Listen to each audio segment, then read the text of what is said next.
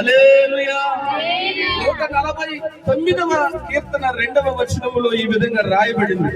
149వ కీర్తన 2వ వచనములో ఈ విధంగా రాయబడింది. ఇశ్రాయేలీయులు తమ్మును పుట్టించిన వారిని బట్టి సంతోషించుదురుగాక.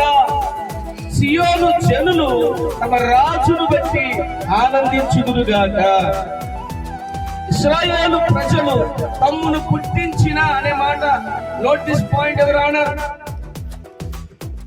ఈ మాటని నేను మీకు పదే పదే ఈ రోజు నొక్కి చెప్తా ఉన్నాను. తమ్మును పుట్టించిన వారిని బట్టి ఇశ్రాయేలు ప్రజలు సంతోషించుదురుగాక.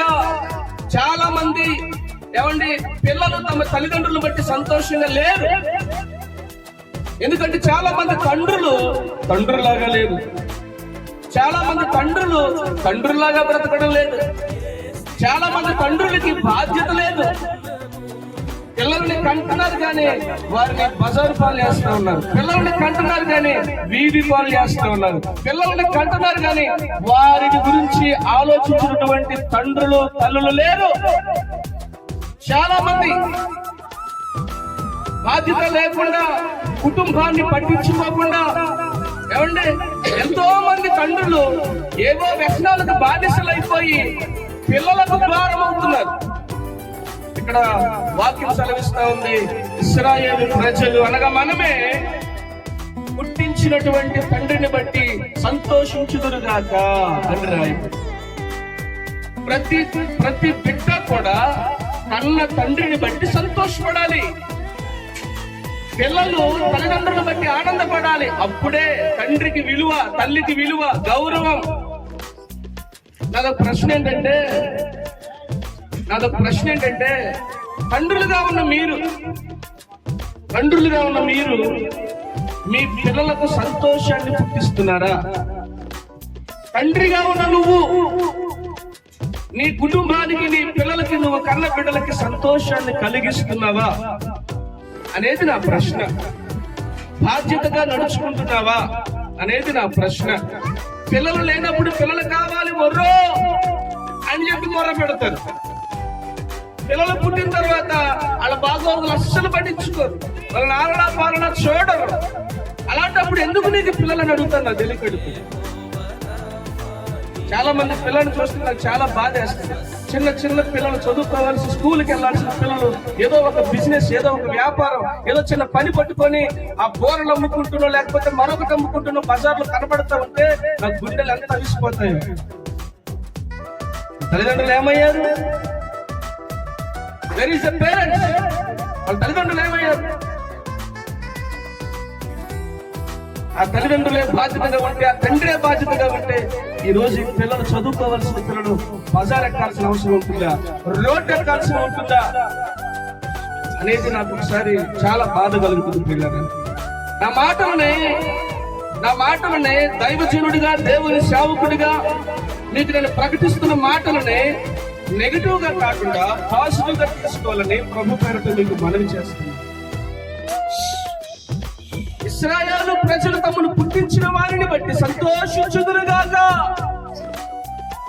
చాలా మందిని చూస్తూ ఉంటారు, కాళ్ళు లేకపోయినా, చేతులు లేకపోయినా కుటుంబం కోసం ఎంత కష్టపడుతుంటారో.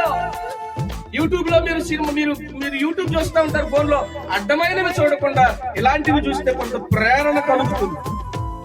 కాళ్ళు చేతులు లేకపోయినా, ఏమంటే సరైనటువంటి అవయవ విధానం లేకపోయినా సరే కష్టపడి పని చేసినటువంటి కొంతమంది వీడియోలు చూస్తూ ఉంటే నాకు శభాష్ అనిపిస్తుంది. అది కదా బాధ్యత అంటే,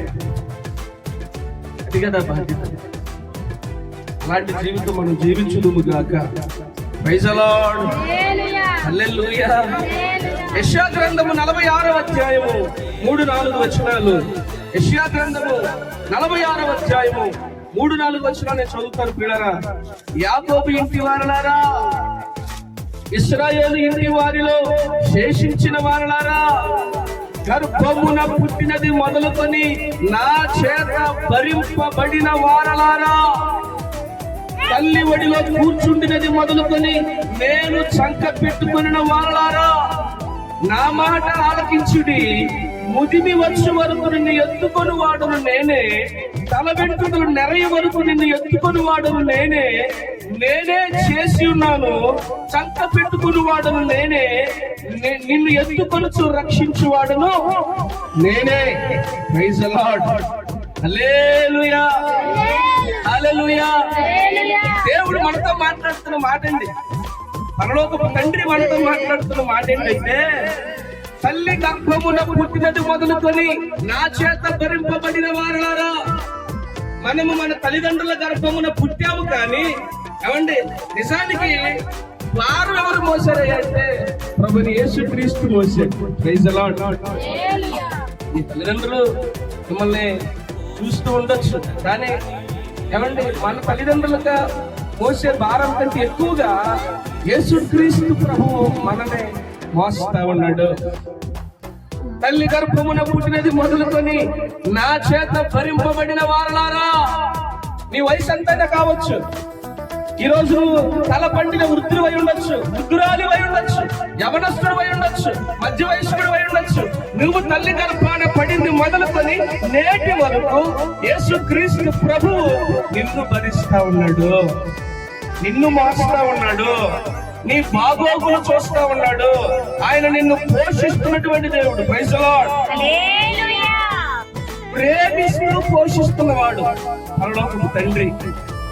ఆయన మనల్ని పుట్టించాడు, రెండవదిగా ప్రేమిస్తూ, అంటే ప్రేమిస్తూ మనల్ని పుట్టించాడు, ప్రేమిస్తూ మనల్ని పోషిస్తున్నాడు, ఆశ్చర్యకరంగా పోషిస్తున్నాడు. అరుచుచుండు పిల్ల కాకులను సహితము భోజనం పెట్టేవారు ఎవరైనా ఉన్నారా? నా ప్రశ్న ఏంటంటే, ఎప్పుడైనా కాకిని పిలిచి భోజనం పెట్టేవారు? పిండం పెట్టడం అప్పటి నుంచి ఎవరైనా ఎనీబడి కాకిని పిలిచి ఒక్క చావు దిన కార్యక్రమం రోజు కాకుండా మిగతా ఏ రోజుల్లోనైనా నువ్వు కాకిని పిలిచి భోజనం పెట్టావా? మనకు సామెత గుర్తొస్తుంది కదా, ఎంగిలి చేతితో కాకిలు కూడా కలగొట్టరట. ఎందుకని? ఎప్పుడైనా ఆలోచించారా ఎంగిలి చేతితో కాకిని ఎందుకు కలగొట్టరని? ఎప్పుడైనా ఆలోచించారా?